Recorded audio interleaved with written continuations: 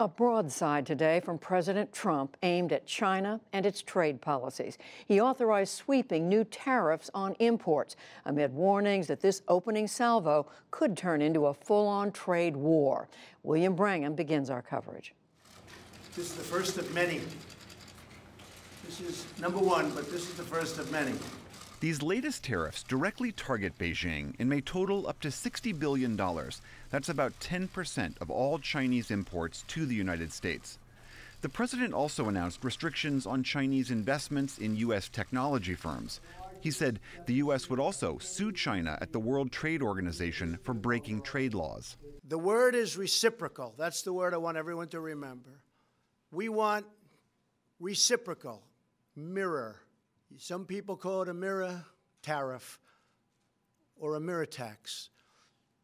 Just use the word reciprocal. If they charge us, we charge them the same thing. That's the way it's got to be.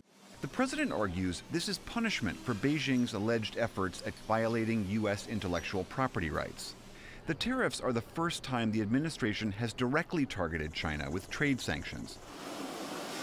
While earlier tariffs on steel and aluminum, which take effect Friday, were meant to curb Chinese overproduction, they also affected other nations as well. The administration temporarily exempted several American allies from those tariffs.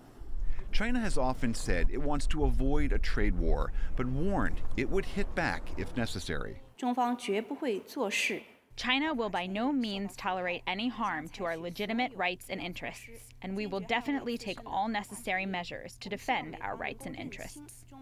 China has threatened to impose tariffs of its own on U.S. agricultural exports, particularly soybeans, which is a $14 billion a year business. Aircraft makers like Boeing could also be vulnerable. It is the largest U.S. exporter, and China is its biggest customer. The Chinese could choose to order more from European competitors like Airbus. On Sunday, dozens of businesses and trade groups sent a letter to the president voicing concerns that he could trigger a trade war with China. And today, Utah Republican Senator Orrin Hatch also criticized the president's move. I am deeply disappointed in the decision to impose global tariffs to address a problem caused by China. Tariffs are taxes. And so I am concerned about the harm that this action will impose on American manufacturers and families.